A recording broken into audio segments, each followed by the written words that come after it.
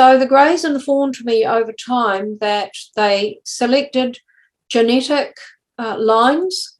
They were looking for certain factors. I don't know what those were. They were also looking at the evolution of the soul that is inhabiting human, that was going to inhabit humans, how that soul would match the vibration.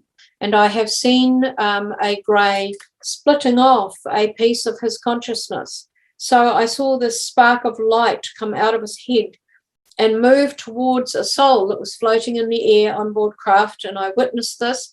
The two melded together in a very electric way, and that became the dual soul. So through this process of education, this is a quote from my book, Education by the ETs, and the three waves and the use of the dual soul within this whole process, mass consciousness can be influenced positively.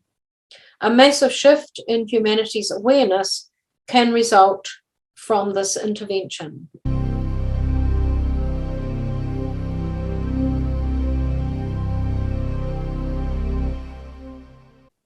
Hi, Mitzi, how are you? I'm fine, Susan, my friend. Susan and I are old friends. She knew my late husband. So, Susie, I guess I've heard you speak throughout the years, and I think this is the most wonderful one you've done.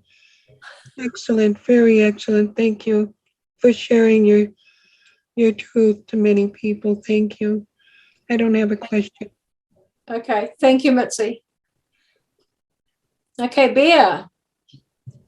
Hi, Suzy. Hi, Bear. I just have a quick question. It's Suzy, in the last video on your channel in October, I think you said that you believe that the Greys gave the Pentagon the okay to admit that the Tic Tac UFO was a genuine unknown. I believe the Greys. I've never said that. Oh, okay. Well, I don't know where you saw that, but I've never said that. Okay, let's let me finish. Just, I believe the Greys are good. So does this indicate that the U.S. government is helpful in working with the Greys to have gradual disclosure? You have said that the Greys said we must have. Whose speech is this on? Your October speech. But whose site is this on? Because I've had a number of people who've been messing around with my speeches and creating speeches and inserting things that I haven't said. I've had people, all sorts of things. It's an attack that's going on, basically. I'm sorry, Suzy. If you haven't said that, then I take that back. I'm very sorry. Okay, that's quite all right. You weren't to know. Thank you. But I'd be really interested if you could send me the link to that. Because there are people who are taking my material, they are altering it, they are making videos and speeches about my material, but they are giving it a different slant. They are inserting their own personal beliefs into it and stating that I said it. Yeah, it's getting a bit nasty out there. Okay, if no one else has a question right now, I'll go. I have a few written down. Suzy, you discussed specifically you witnessed a Grey departing something from them or their head, and it entered into, was it you or someone else, another body? It entered into a soul, a ball of light that was hovering in the room. Okay. It sounds like they have this ability to depart information as orbs and other forms to us and downloads. And I'm wondering if you know if there's, are you familiar with the walk-in familiar or phenomena? Yes. Yeah. Okay, I'm wondering if you know anything about if that download ability can also be utilized as a form of perhaps split or dual soul or being part of a walk-in experience? No, the walk-in has got absolutely nothing to do with the dual soul. The dual soul is a totally different process and mechanism, and there are times when I've been contacted since I've been my book came out and I've been talking about the dual soul.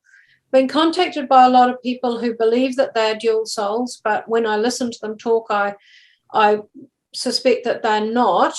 There are some very specific features, and downloads. Anyone who's been on board craft, or any human at all, could be given a download if they were receptive to that. But this is something different again. The dual soul is a piece of consciousness. I talked earlier on about, in the soul origin section, about how I chose certain aspects of my many lives. That was my soul source. I took out what I thought was going to suit the life of Suzy Hansen, and that's the little piece of soul source that became me, that became my soul. But this is still left here, and this can still function. So the same concept can apply. You've got a grey standing here, and you've got a soul floating in the air above him. And the agreement between the two is that this soul is going to incarnate sooner or later, and it's agreed to assist this program of agenda of enlightening and evolving humanity by having a little bit of this guy's consciousness melded into this soul. So they have this extra understanding of certain things that's going to be necessary. So this guy gives a little bit of consciousness, and it melds in a very electrical way. It was like spinning electricity, and then that soul incarnates, and it takes with it that little bit. And the Greys told me and I didn't understand at the time, but years later I do understand. This is a very unfolding learning process. They told me, when you pass away, you'll be gone, but that little spark can separate off again from your soul and return to its donor, because the Grey will live a long time and he'll still be here after you've gone. Your soul can then go back to its bit that it left behind if it needs to or wants to, but that little piece can just go back. And it will take with it everything that I've learned in this life and all of the things that I have faced, and it will enhance that Grey's understanding of the human race. So there's so many complex things going on here that even I am still learning about and putting two and two together as I'm going through my life. And I find that when something crops up in front of me that I have to do, boom, all this stuff starts coming in. It just arrives. And very often when I used to prepare for trips overseas, and I'd be giving 9 or 10 speeches on a speaking tour in several countries, sometimes I would know that this was going to be right for that speech. But this speech here, I was putting together differently. I knew it had to be different. There was a reason for it. And sometimes I'd really spend weeks trying to get that PowerPoint to work for me and to know that it was right. And right up to the night before, sometimes it did not feel right. And then at the last hour, the last minute before I went to sleep, the night before I was flying out, in it would come. I'd get on the computer, change it all. I've got it. It's right now. So this is how it happens. The help is there, and it's this ability to tap into it, wait for it to be formulated, and wait for it to come, and it will come. And that's what many people who have this dual soul will experience, this assistance coming at the right time. Okay, thank you for that. I have one more burning question to ask right now, and that is, what is the connection, if there is any that you know, between the third wave or third waivers of souls coming in since the 90s and moving forward, and what is the connection between them and the fourth generation hybrid souls, if there is any? Well, the hybrid souls are The hybrid, well, really, the dual soul is a hybrid soul, isn't it? Is that what you're talking about, the soul, or are you talking about hybrids? Either genetic or soul hybrids or dual souls. What is the connection between Okay. them and the So, fourth dimensions? okay, so a lot of people are talking about being a hybrid. Probably most of them are actually third wavers. I've been told that the third wave have got a much greater genetic input than my wave. So they're much closer, if I can put it that way, in their consciousness to the greys. They're human, but they are able to reach out and interact very closely. So these people, these third wavers may have children who may be hybrids as well, but the program is 3 waves. It does not go beyond that. Those are the 3 waves coming in at this time over this period of years that will have this impact. Then any third wavers who have children after that, they're probably going to be quite intelligent. They'll be carrying the genetics, but they will not be tasked. They will not have this task-oriented incarnation. They'll be here for other personal reasons. They may be here for scientific reasons. They may be here still helping humanity, but it is not that broad spectrum agenda. They're not part of that massive agenda. But having said that, they will probably have the capacity and the openness to be very open to communicating with ET should ET arrive. I have a question. Can you hear me? Yes, Corey. Oh, hi. I have 2 questions. Can you discuss where the souls they interact with actually come from? And the second question, have you ever discussed their relationship with their own God with them? Well, answer the second part of the question first. No, I've been asked many times if the ETs have talked about God or anything like that. They haven't, but they do indicate a higher power or a higher consciousness. And the first part of your question, which souls are you talking about, Corey? Can you just explain it?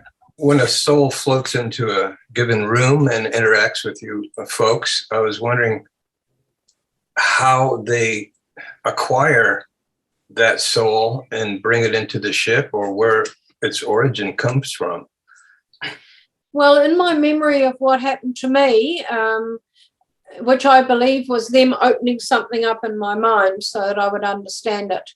The soul, when it was with the universal governing body, it had that agreement, made that agreement, was asked, would you be willing to work with another species to become part of an agenda?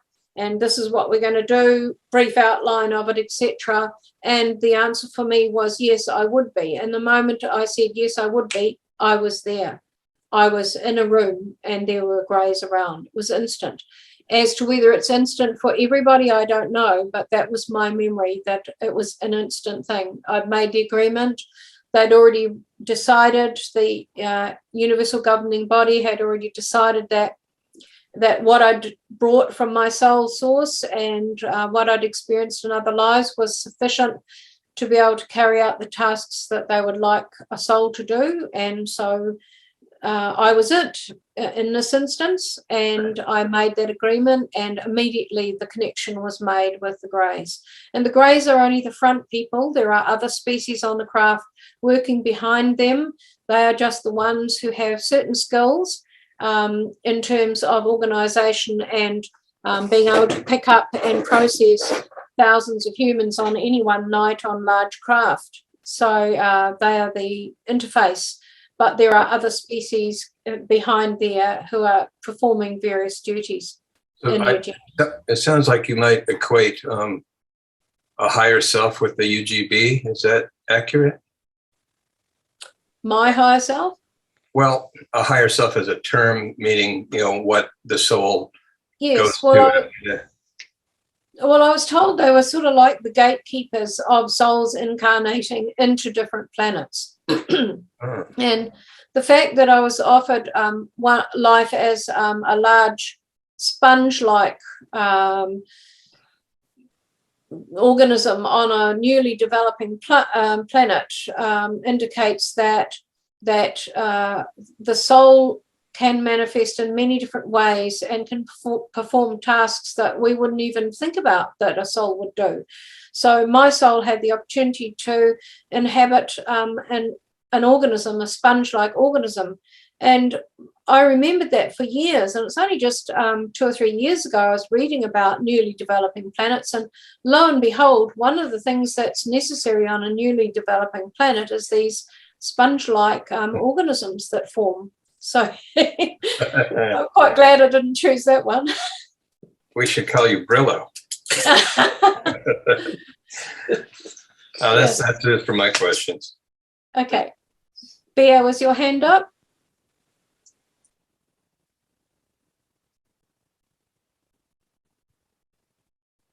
Sorry, Suzy. No, I was just giving a thumbs up.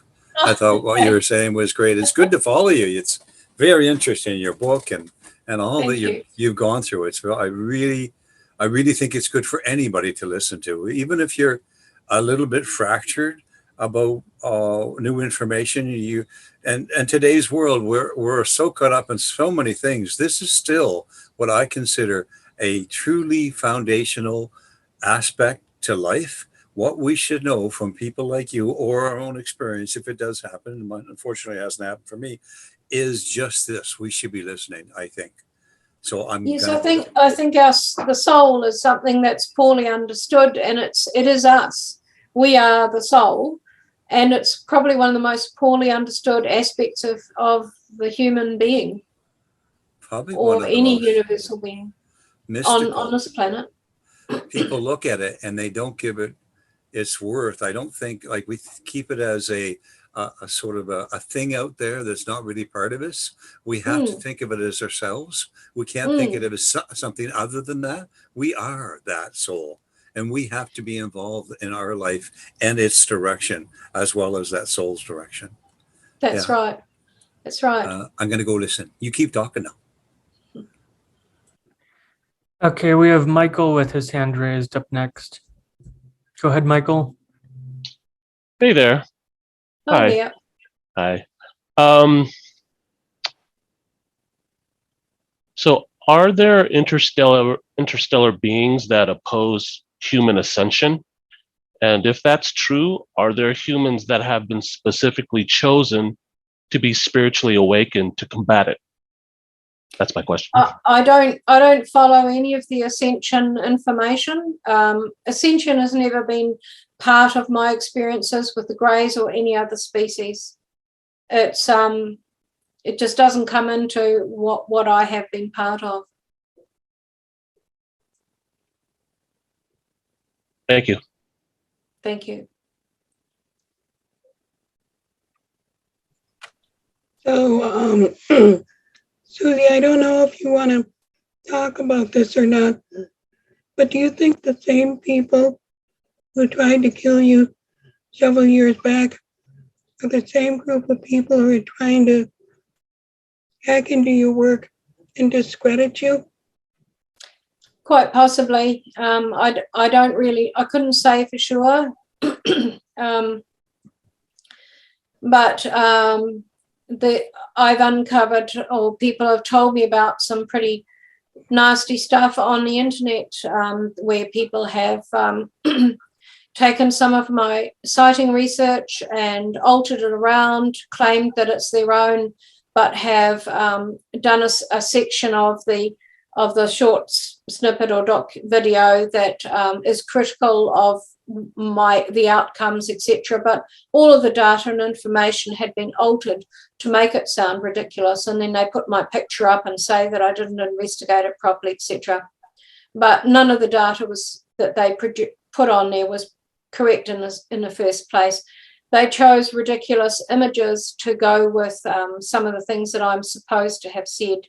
So there is a deliberate act by someone or some group to discredit people like me. And I'm not the only one it's happened to. I've sort of got an underground communications with other experiencers and researchers who are experiencing the same.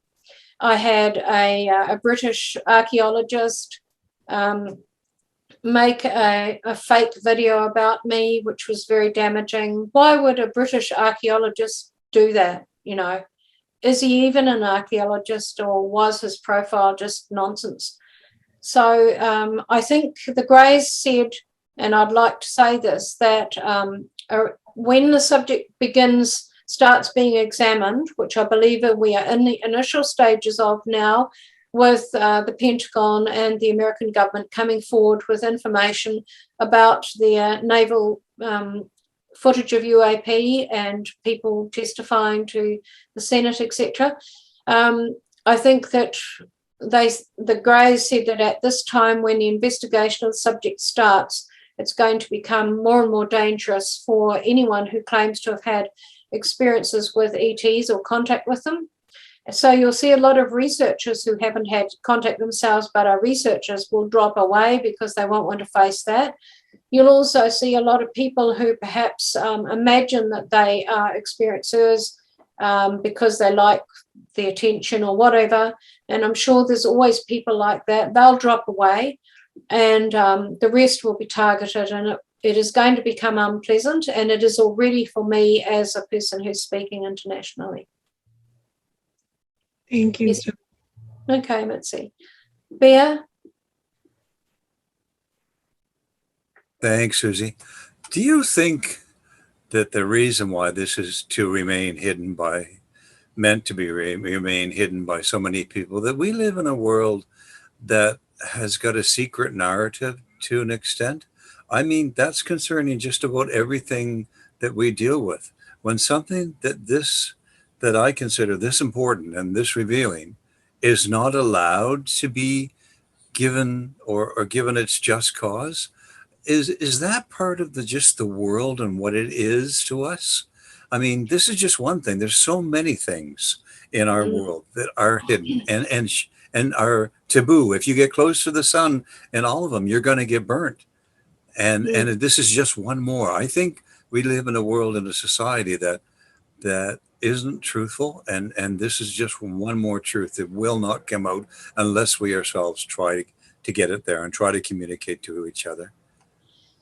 Yes, I agree. I think that there are some unpleasant human traits or behaviors that come to the fore if people feel threatened in some way. So secrecy can arise from a desire to control and have the power. Desire for power is a very negative human trait, and it's one that has wrecked humanity many times for centuries. So there's a power play going on here. I think also when you have power, you have money invested in that power. So you will have people who want the technology and want control of the technology, want to earn the money from it, want to manipulate who has availability to it and who doesn't.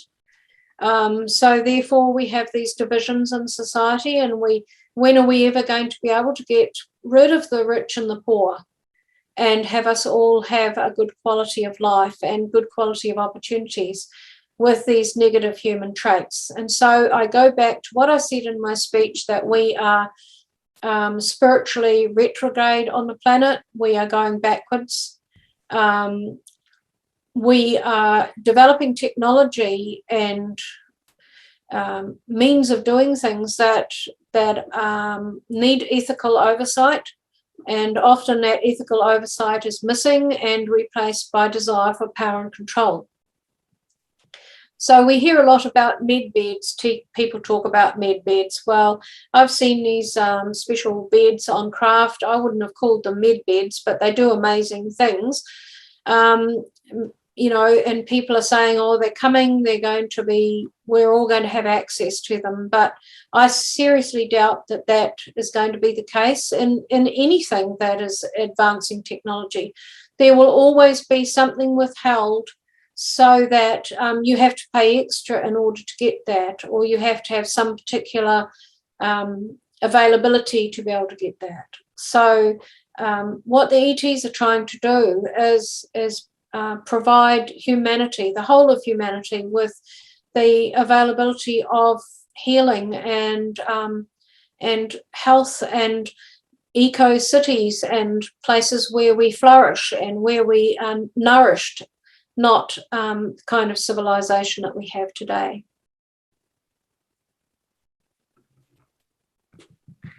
Thank you, Suze. That's all very good perspective. I have one more question I came up with, and you may or may not be able to answer it, but how do the Greys that you know of select or find souls who are already incarnated, who are ready for contact, and how do they determine which children and which people to contact when, and how do they determine, like, for example, how do they not take us when we're awake late at night and still aware and doing things that they wouldn't want to see, or how do they actually know when we're ready? Oh, there's lots of questions in there. I'm trying to sort them out. Okay, so I'll have a stab at answering, and then you can re-question me if I haven't hit the mark and forgotten a bit of it. So in terms of finding souls who may be helpful, the great field of consciousness is where that takes place.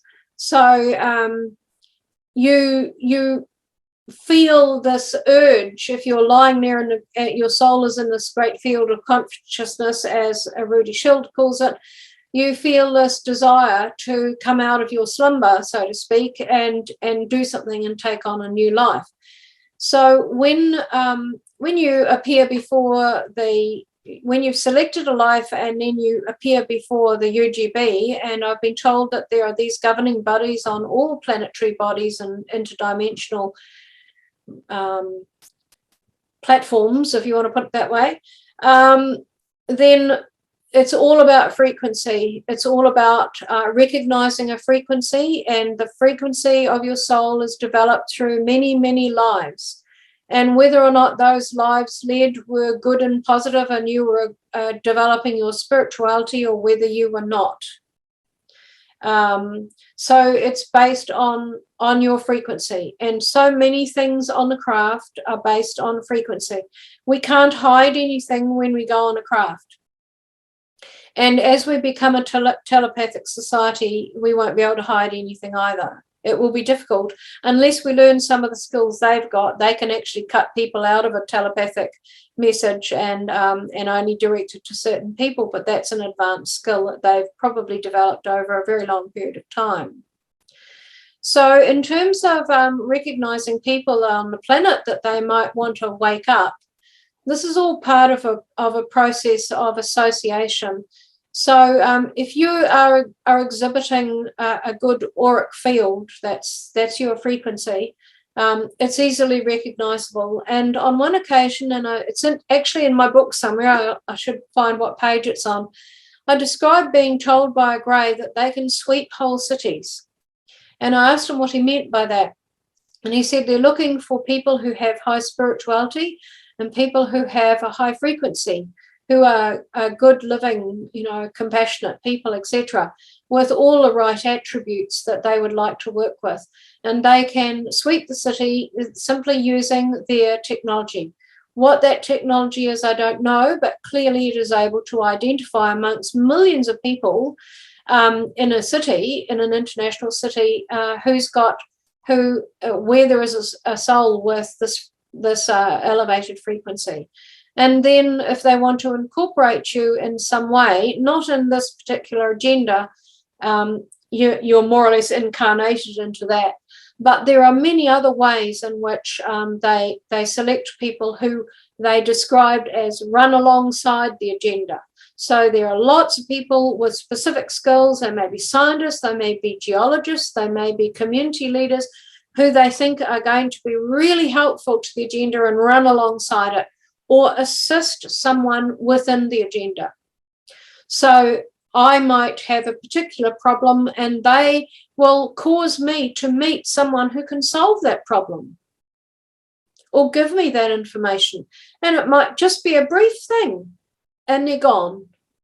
But that's what they do. So there's this input that comes along, and the integration of the frequencies takes place, the communication takes place, something is conveyed in the way that it needs to be conveyed or whatever, and the association may carry on the relationship, or it may not.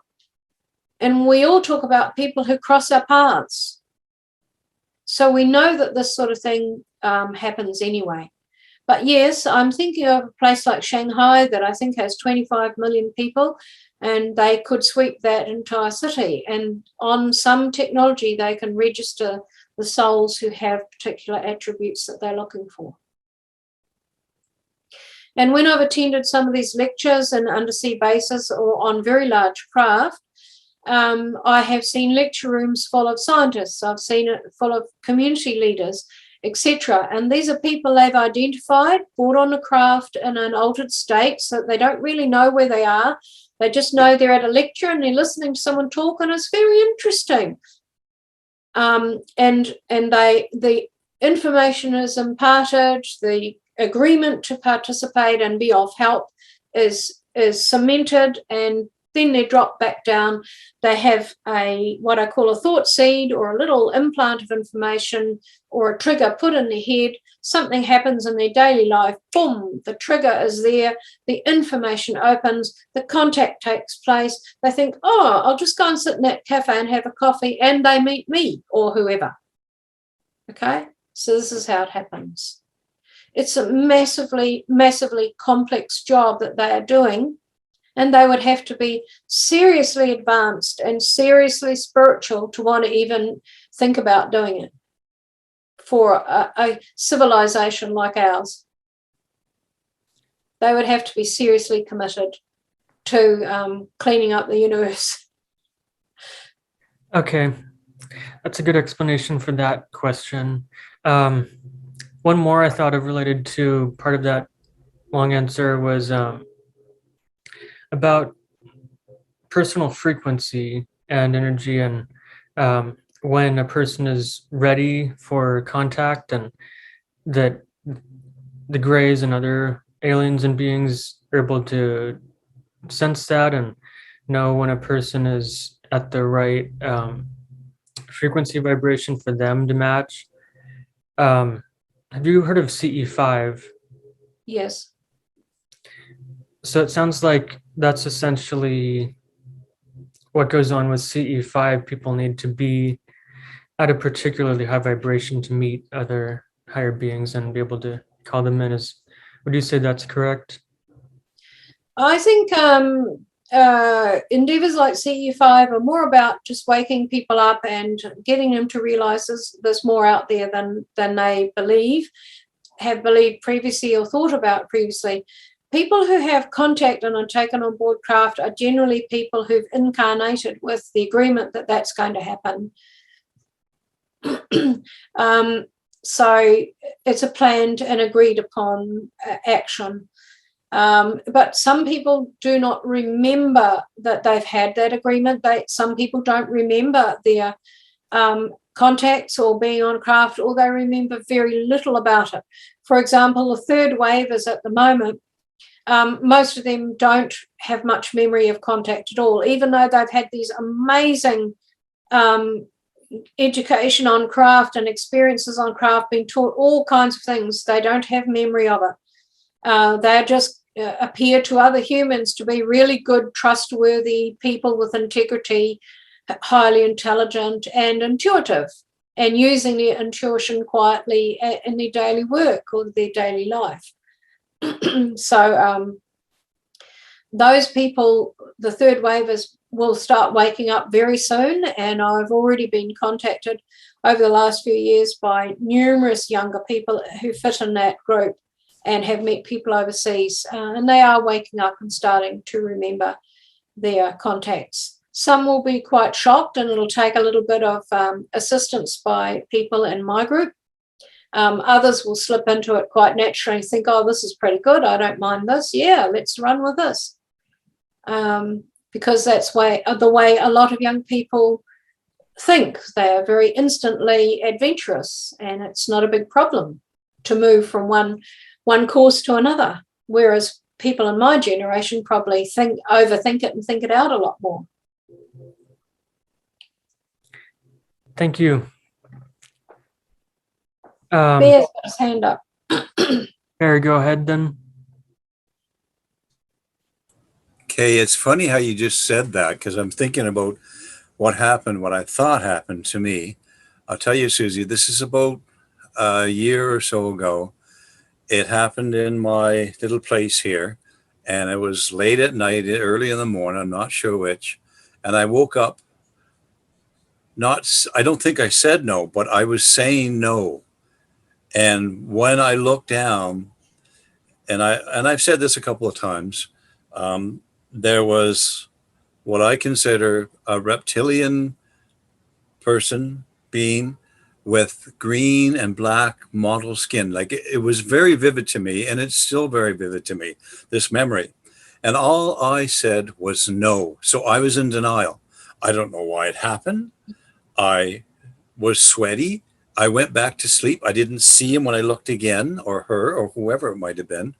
But that has stayed with me for a long time. And just the fact that I was in denial, that I said no, and yet I've been in sort of the UFO field and interested in it for only a couple of years. Why would I do that? Why was I so afraid? So, in what you said, it first brought that up. And I'm wondering, what do you think of that? It's just one of many experiences I'm sure that people have.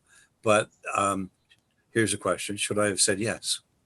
Well, actually, I don't think it will matter whether you said no or yes, because if you're part of a program, if you're part of something, they're going to come back and you won't remember it anyway, and you won't get the chance to say no or yes, because you've agreed to it anyway. So it's going to happen. But a lot of people, when they experience a contact, sometimes they're in an altered state, or the ETs have already put them in an altered state, and sometimes they'll slip out of it, and people can become fearful for all kinds of reasons. Even if they are familiar with the contacts, they can suddenly become fearful according to what's happening in their life at the time, whether they've got young children, all kinds of things can make us momentarily reluctant or fearful, and that comes into play in our human side. And I wrote in my book at the end of one of the chapters where I was seeing this skull-like thing in my head, and I had something fall off a mirror fall off the wall, but the cord hadn't broken. I said, if you're really here, show me you're here. And the mirror fell off the wall and crashed on the floor. And when we picked it up, we thought the cord had broken, but we saw it wasn't a cord. It had a wire on the back, which was not broken. So something lifted it off the wall and put it on the floor to answer my question. And I was basically sending this away, sending the entity away, and successfully did that. And then as he was going, I saw him going through the wall. He was sending to me. He was sending streams of stuff, trying to get through to me. Don't be afraid. But I was cutting it off because I had 2 little kids. At the time, my first husband was not interested in this stuff. In fact, thought it was absolutely terrible, and I must be insane. He had an insane wife. So there are all of these things that make you fearful of experiencing that at that point in time. So I sent him away, and as he went through the wall, he was sending me streams of images of him with me when I was a child, all of those kinds of pictures that I showed you tonight. And it was a realization came over me, and I was calling out, come back, but he'd gone. I had the same feeling. I pined over that for a long time until I realized, they're actually back. They're back again. So Thanks, Susie. I Susie, thought I sent him away forever, but no, I'm part of the program. that's I'm a quite real happy when I go on the craft, so he comes back. that's a real comfort. Thank you very much. Okay. Okay. Looks like we've run out of steam, Troy. Yes, it looks like there are no more questions. So as there are no more, that is the end of the presentation. And thank you very much, Suzy, for this another fantastic presentation with theme of alien spirituality, the three waves of volunteers. Steve in Vancouver, are you trying to get on and say something? Yeah, there we go. Can you hear me good now? Yes, I can hear you. Good. Thank you, Suzy. I appreciate your presentation, and I'm aware of your books, better understanding of their experiences. Oh, maybe I should just ask this. Being that you've been exposed to these things, do you feel that you're, when it comes to your aging of your life, do you feel different? Because I know myself being exposed to some of the energies seem like it does things to our bodies. And I know that some of the beings actually want to keep us in good health. So maybe that's a question is, have you been in pretty good health all your life? Okay. Yeah. No, I've been in pretty bad health, but that's probably because I had an extremely bad accident at age 19, which has had ongoing effects. But I think a lot of experiencers have ups and downs in health, and it's amazing how many of them have autoimmune problems, which I have, my son has, and many other experiencers I know. But apart from that, there have been interventions because I have been close to death 5 times in my life, and an extraordinary intervention has happened every time that has pulled me away from death's door. So I guess my chiropractor said someone wants you alive, Suzy. So I guess they do.